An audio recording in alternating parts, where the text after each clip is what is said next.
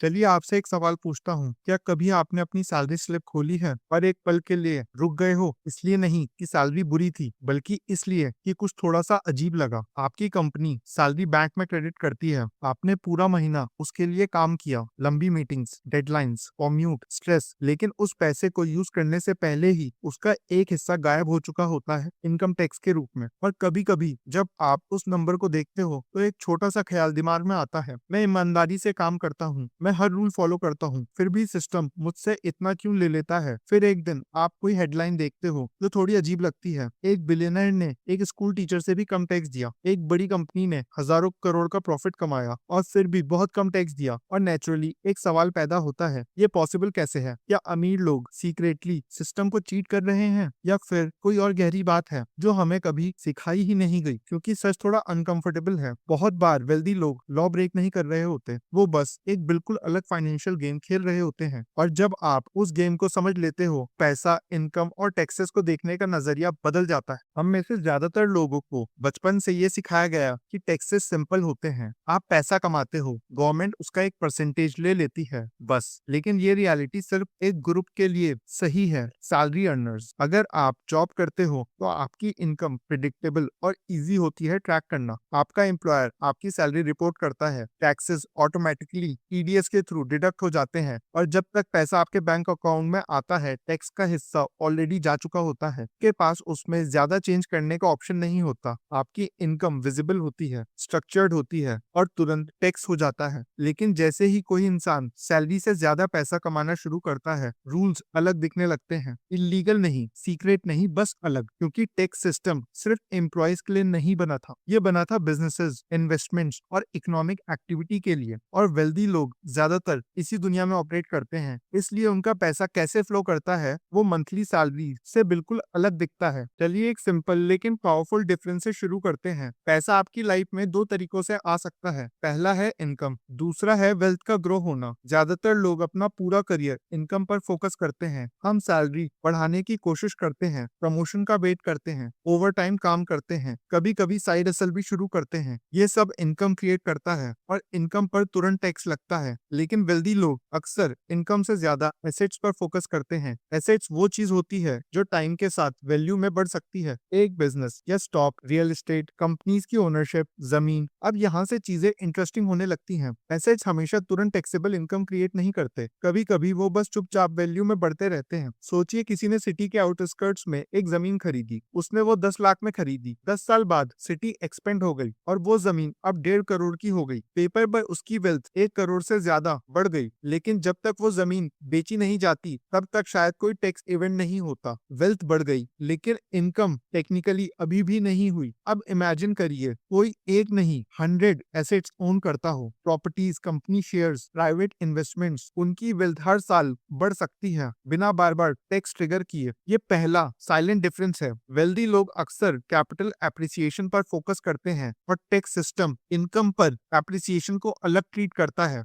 लेकिन एक और लेयर है। चलिए बात करते हैं पैसा खर्च करने के तरीके की। अगर आप सैलरी कमाते हो तो आपके ऑलमोस्ट सारे एक्सपेंसेस टैक्स के बाद होते हैं। सैलरी अकाउंट में आती है, टैक्स ऑलरेडी डिडक्ट हो चुका होता है। फिर आप रेंट देते हो, ग्रोसरीज खरीदते हो, स्कूल फीस देते हो, फ्यूल, इंटरनेट, इलेक्ट्रिसिटी, सब कुछ उस पैसे से जाता है जिसमें टैक्स ऑलरेडी लग चुका है। लेकिन बिजनेस ओनर्स कभी कभी अलग स्ट्रक्चर में ऑपरेट करते हैं। जब कोई बिजनेस चलाता है तो बिजनेस से रिलेटेड कई एक्सपेंसेस प्रॉफिट कैलकुलेट करने से पहले काउंट होते हैं। ऑफिस रेंट, इक्विपमेंट, कुछ travel expenses, technology tools, employ salaries, ये सब लेजिटिमेट ऑपरेटिंग कॉस्ट होते हैं और इन्हें प्रॉफिट कैलकुलेट करने से पहले माइनस किया जाता है। इसका मतलब ये नहीं है कि कोई चीटिंग हो रही है, बस बिजनेस में टैक्स प्रॉफिट पर लगता है, रेवेन्यू पर नहीं। एम्प्लॉयज को ये स्ट्रक्चर रेयरली मिलता है, इसलिए टैक्स एक्सपीरियंस अलग लग सकता है। फिर एक और स्ट्रेटेजी है जो लोगों को काफी सरप्राइजिंग लगती है, एसेट्स के अगेंस्ट लोन लेना। पहली बार सुनने में ये थोड़ा अजीब लगता है, लेकिन वेल्दी लोगों में ये काफी कॉमन है। सोचिए किसी के पास 40 करोड़ के शेयर्स हैं, वो शेयर्स बेचने के बजाय वो बैंक के पास जाके उन शेयर्स के अगेंस्ट लोन ले लेता है। बैंक कंफर्टेबल होते हैं क्योंकि शेयर्स कोलेट्रल होते हैं। अब उस इंसान के पास कैश आ गया, लेकिन उसने एसेट सेल नहीं किया, इसलिए टैक्सेबल सेल शायद हुआ ही नहीं। एसेट ग्रो करते रहते हैं, लोन लिक्विडिटी देता है और लोन को दूसरे इनकम सोर्सेज से मैनेज किया जाता है। ये स्ट्रैटेजी सबके लिए नहीं होती, लेकिन ये एक इंपॉर्टेंट इम्पोर्टेंट चीज दिखाती है, वेल्दी लोग अक्सर लिक्विडिटी और एसेट सेलिंग को अलग रखते हैं और इससे टैक्सेस कैसे दिखते हैं वो चेंज हो जाता है।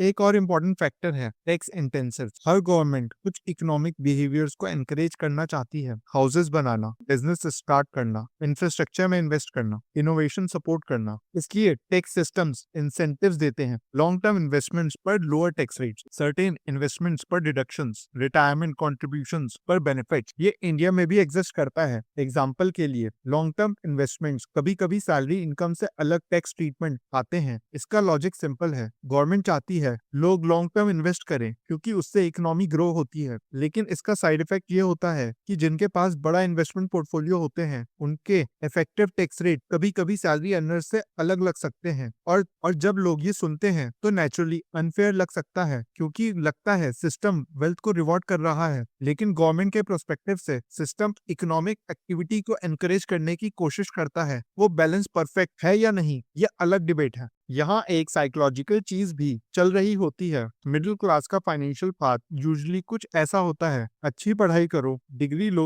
स्टेबल जॉब पाओ, करियर में ग्रो करो, ज्यादा सैलरी कमाओ। और इस पाथ में कुछ गलत नहीं है, इसने करोड़ों फैमिलीज को स्टेबिलिटी दी है। लेकिन ये पाथ आपकी फाइनेंशियल लाइफ को मोस्टली इनकम टैक्स सिस्टम के अंदर रखता है। वेल्दी लोग धीरे धीरे एक अलग डायरेक्शन में मूव करते हैं। ओनरशिप, कंपनीज का ओनरशिप, एसेट्स का ओनरशिप, इंटेलेक्चुअल प्रॉपर्टी का ओनरशिप, इन्वेस्टमेंट्स का ओनरशिप और ओनरशिप सब कुछ चेंज कर देता है, क्योंकि ओनरशिप पैसे का फ्लो कंट्रोल करने का थोड़ा ज्यादा फ्लेक्सिबिलिटी देता है। इन्फिनिट कंट्रोल नहीं, लेकिन ज्यादा फ्लेक्सिबिलिटी। इनकम कब आए उसका टाइमिंग चेंज हो सकता है, एसेट्स ग्रो कर सकते हैं बेचने से पहले, एक्सपेंसेस बिजनेस स्ट्रक्चर के अंदर हो सकते हैं, और धीरे धीरे ये फ्लेक्सिबिलिटी टैक्सेस को शेप कर देती है। और एक चीज जो लोग अंडरएस्टिमेट करते हैं, वेल्दी लोग टैक्सेस अकेले मैनेज नहीं करते, उनके पास प्रोफेशनल्स होते हैं, chartered accountants, tax planners, financial advisers, legal team. उनका काम होता है कि टैक्स सिस्टम का हर रूल समझना, रूल्स तोड़ना नहीं, लेकिन हर अवेलेबल रूल का यूज करना। ज्यादातर लोगों के लिए टैक्सेस साल में एक बार याद आते हैं, यूजुअली मार्च में, जब इन्वेस्टमेंट प्रूफ सबमिट करने होते हैं, तो नेचुरली आउटकम्स डिफरेंट दिखते हैं।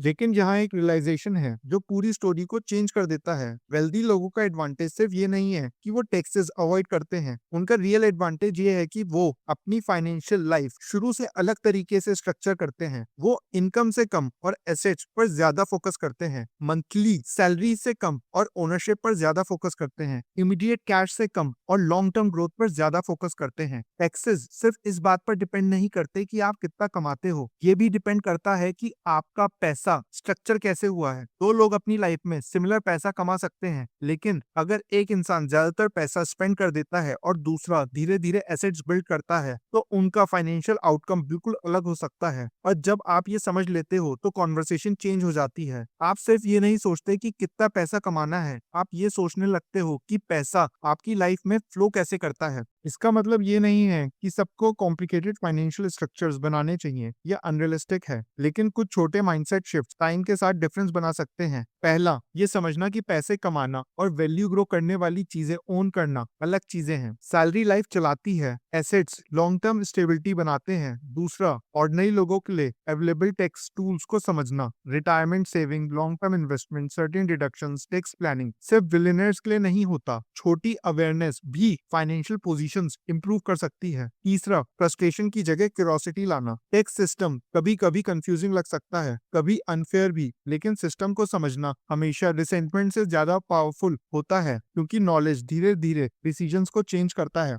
मनी सिस्टम्स कॉम्प्लिकेटेड होते हैं, टैक्सेस उससे भी ज्यादा कॉम्प्लिकेटेड होते हैं, और कभी कभी लगता है वेल्दी लोग बिल्कुल अलग फाइनेंशियल दुनिया में रहते हैं। कुछ हद तक ये सच है, लेकिन अक्सर real difference secret loop holes नहीं होते। रियल डिफरेंस होता है फाइनेंशियल अवेयरनेस और स्ट्रक्चर। वो जल्दी समझ लेते हैं पैसा कैसे फ्लो करता है, एसेट्स कैसे ग्रो करते हैं, टाइमिंग टैक्सेस को अफेक्ट कैसे करती है। और जब आप ये आइडिया समझ लेते हो तो एक इंटरेस्टिंग चीज होती है, पैसा सिर्फ अर्निंग और लूजिंग का गेम नहीं लगता, वो धीरे धीरे डिजाइन करने वाली चीज बन जाता है। परफेक्ट नहीं लेकिन इंटेंशनल, क्योंकि वेल्थ रेयरली एक लकी मोमेंट से बनती है, वो धीरे धीरे ग्रो करती है 100 छोटे डिसीजंस के थ्रू, इनकम, स्पेंडिंग, ओनरशिप और टाइम। और अच्छी बात यह है, आपको पूरा सिस्टम कंट्रोल करने की जरूरत नहीं है अपनी फाइनेंशियल लाइफ इंप्रूव करने के लिए। बस कल से थोड़ा ज्यादा रूल समझना शुरू करना है। प्रोग्रेस के लिए परफेक्शन जरूरी नहीं होता, बस अवेयरनेस चाहिए, एक आइडिया एक टाइम पर।